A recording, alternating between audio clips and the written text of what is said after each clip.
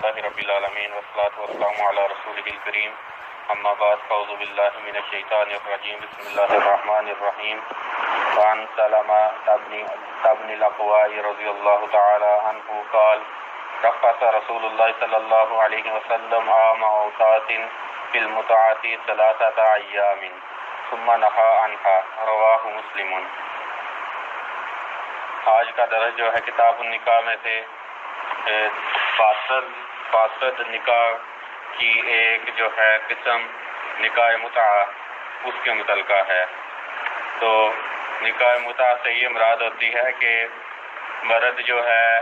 آدمی جو ہے وہ کسی عورت سے ایک مخصوص مدت کے لیے جو ہے کسی چیز کے بدلے نکاح کرے اور وہ مدت ختم ہونے پر بغیر طلاق کے وہ نکاح جو ہے ختم ہو جائے، یہ نکاح متعہ ہوتا ہے۔ اس میں جو ہے نان و نفقہ جو ہے خاوند کے ذمے لازم نہیں آتا، اور اسی طرح یہ یہاں پر جو تعلق قائم کرنے سے اولاد پیدا ہوگی وہ بھی والد کی طرف منسوب نہیں ہوتی، اور اولاد جو ہے اس مرد کی وارث نہیں بنتی۔ یہ جاہلیت میں نکاح جائز تھا، یعنی کہ یہ جو نکاح متعہ یہ جاہلیت میں تھا اور شروع اسلام میں اسے نہیں روکا گیا۔ تو یہ جو ہے پھر بعد میں جو ہے اس کو حرام قرار دیا گیا۔ اس کو حرام کب قرار دیا گیا اس کے متعلقہ جو ہے مختلف روایات ہیں۔ بعد کے اندر یہ ہے کہ یہ جو ہے یہ خیبر والے دن نبی صلی اللہ علیہ وسلم نے نکاح متعہ کو حرام قرار دیا، اور اس کے بعد جنگ اوطاس میں جو ہے پھر 3 دن کی اجازت دی، اور پھر دوبارہ جو ہے قیامت تک کے لیے حرام قرار دے دیا۔ اور بعد کے نزدیک جو ہے یہ حرام وہی اوطاس میں ہے، خیبر میں نکاح متعہ سے روکا نہیں گیا تھا، بلکہ صرف وہاں پر گدھے کے گوشت کے کھانے سے روکا گیا تھا۔ نکاح متعہ سے جنگ اوطاس میں روکا گیا ہے۔ اس کے متعلقہ جو ہے اس کے حرام ہونے کی مدت کے متعلقہ تاریخ کے متعلقہ حافظ ابن حجر پہلے روایات لائے ہیں جنگ اوطاس کے دن کی۔ حضرت سلمہ بن اکوع رضی اللہ تعالیٰ عنہ بیان کرتے ہیں کہ رسول اللہ صلی اللہ علیہ وسلم نے جنگ اوطاس کے دن نکاح متعہ کی اجازت دی 3 دن کی، پھر روک دیا اس سے۔ یہ روایت جو ہے مسلم کی ہے۔ تو یہ جو جنگ اوطاس ہے یہ جس سال فتح مکہ ہوا ہے 8 ہجری کو، فتح مکہ کے بعد جو ہے یہ مارکہ اوطاس جو ہے یہ پیش آیا تھا۔ تو اس مارکے والے دن صحابہ کہتے ہیں کہ نبی صلی اللہ علیہ وسلم نے مسلمانوں کو صحابہ کو 3 دن جو ہے رخصت دی تھی متعہ کی، پھر روک دیا تھا۔ تو رخصت لفظ بولنے سے یہی پتہ چلتا ہے کہ یہ پہلے بھی حرام تھا۔ رخصت حرام چیز کے اندر دی جاتی ہے، ماننے چیز سے رخصت دی جاتی ہے، تو یہ پہلے حرام ہی تھا۔ اس دن 3 دن رخصت دی ہے، حالانکہ یہ حرام پہلے کیا گیا تھا، جیسا کہ حافظ ابن حجر جو ہے اگلی روایت سیدنا علی رضی اللہ تعالیٰ عنہ سے لائے ہیں کہ رسول اللہ صلی اللہ علیہ وسلم نے نکاح متعہ سے خیبر والے دن روکا ہے۔ یہ روایت جو ہے بخاری مسلم دونوں کے اندر ہے۔ اور اگلی روایت بھی حضرت علی رضی اللہ تعالیٰ عنہ سے ہے، جس کے اندر یہ ہے حافظ ابن حجر لائے ہیں کہ اللہ کے نبی صلی اللہ علیہ وسلم نے متع نساء سے روکا، عورتوں کے ساتھ متع کرنے سے روکا، اور گھریلو گدھے کے گوشت کھانے سے خیبر والے دن روکا۔ یہ روایت جو ہے سنن ابی داؤد کے علاوہ جو ہے باقی صحیح بخاری، مسلم، ابن ماجہ، نسائی، مسند احمد، ابن حبان وغیرہ کے اندر یہ موجود ہے۔ تو یہ 2 روایات حافظ ابن حجر اس لیے لائے ہیں کیونکہ بعض کے نزدیک جو ہے یہ ہے کہ خیبر والے دن جو ہے صرف گدھے کے گوشت، گھریلو گدھا جو عام نظر آتا گھریلو گدھا، اس کا گوشت کھانے سے روکا گیا، حالانکہ عورتوں کے ساتھ نکاح متعہ سے نہیں روکا گیا، جیسا کہ حافظ ابن قیم علیہ رحمہ کے نزدیک وہ کہتے ہیں کہ یہ راوی کی غلطی ہے، حالانکہ نکاح متعہ سے جنگ اوطاس والے دن روکا گیا، خیبر والے دن صرف گدھے کے گوشت کھانے سے روکا گیا۔ لیکن ان روایات کے اندر جو ہے یہ تو صاف چیز موجود ہے کہ اللہ کے نبی صلی اللہ علیہ وسلم نے خیبر والے دن روکا اور اوطاس والے دن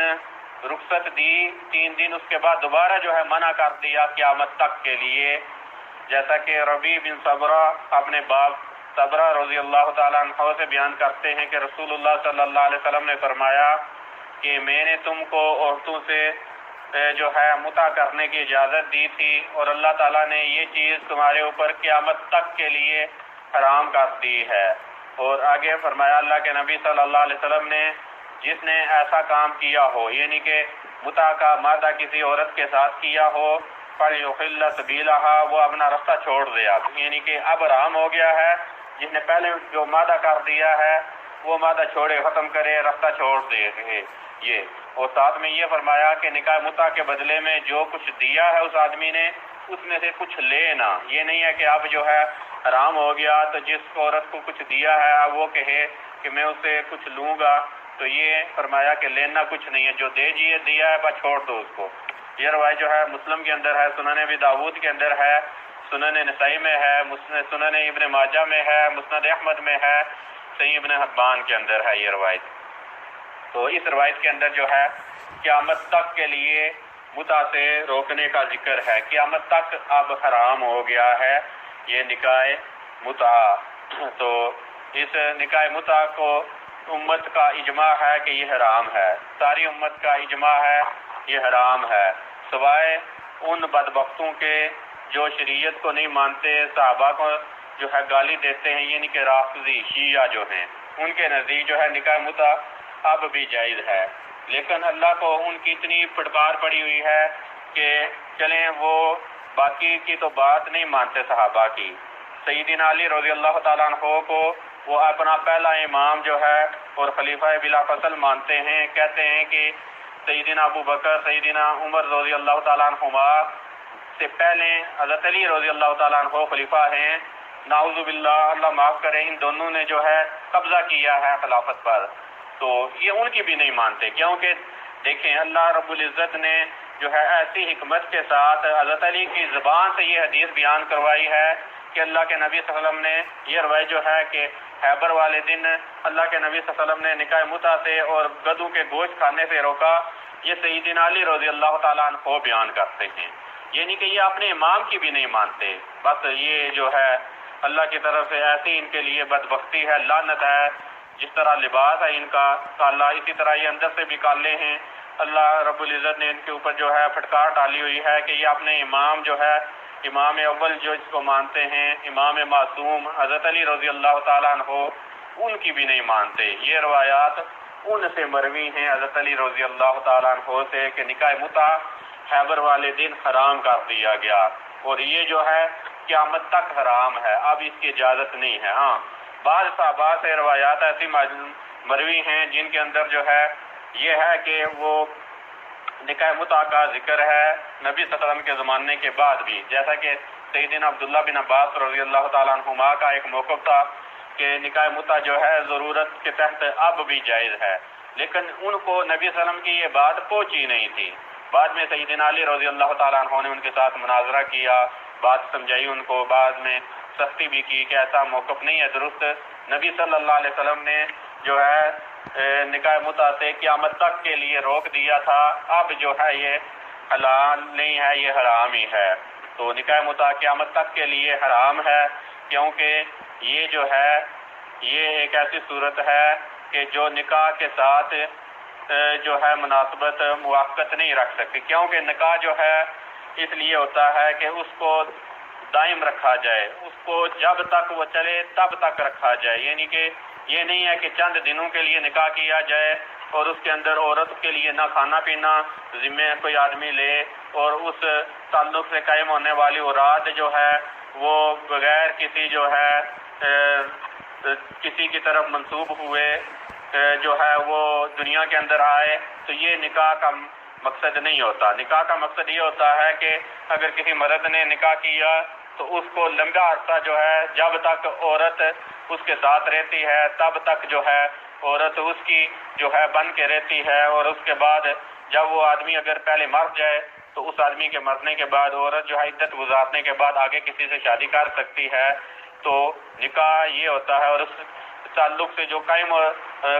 تعلق ہونے والے سے جو اولاد پیدا ہوتی ہے وہ اس مرد کی وارث بھی بنتی ہے، اس مرد کے نام کی طرف منسوب بھی ہوتی ہے، یہ نکاح کے اندر ہوتا ہے۔ لیکن متع میں یہ ساری چیزیں نہیں ہوتی۔ متع میں صرف جو ہے فائدہ اٹھانے کے لیے جو ہے حیوان کی طرح جو ہے، اور اسی طرح ایک عورت کو ٹیشو پیپر کی طرح استعمال کیا جاتا ہے، بعد میں جو ہے اسے قرآن دان کے اندر پھینک دیا جاتا ہے۔ اور اس نکاح متع کے سبب جو ہے جس عورت کے ساتھ متع ہو جائے تو پھر اس کے بعد نکاح کرنے کے لیے کوئی اور آدمی تیار نہیں ہوتا، تو یہ نکاح متع جو ہے اسلامی تعلیمات کے بالکل منافی ہے۔ نکاح کے جو مقاصد ہیں، نکاح کے جو فوائد بیان کیے گئے ہیں کہ اس نکاح کے ساتھ محبت پیدا ہوتی ہے، تو اس نکاح میں جو ہے نکاح متع میں ایسی صورت نہیں ہوتی بلکہ نفرتیں پیدا ہوتی ہیں۔ اور اسی طرح نکاح کے اندر یہ شرط ہے کہ 4 سے زیادہ نہیں ہونی چاہیے، تو نکاح متع میں اس کی کوئی شرط نہیں ہے کہ ایک وقت میں ایک جو ہے بدبخت شخص جو ہے وہ کتنی عورتوں سے نکاح متع قائم کر کے رکھے۔ تو یہ جو ہے صرف ایک جنسی خواہش کو پورا کرنے کی ایک صورت ہے، اور عورت کو ٹیشو پیپر کی طرح استعمال کرنے کی صورت ہے۔ یہ اسلام ایسی چیز کی اجازت قطعاً نہیں دیتا۔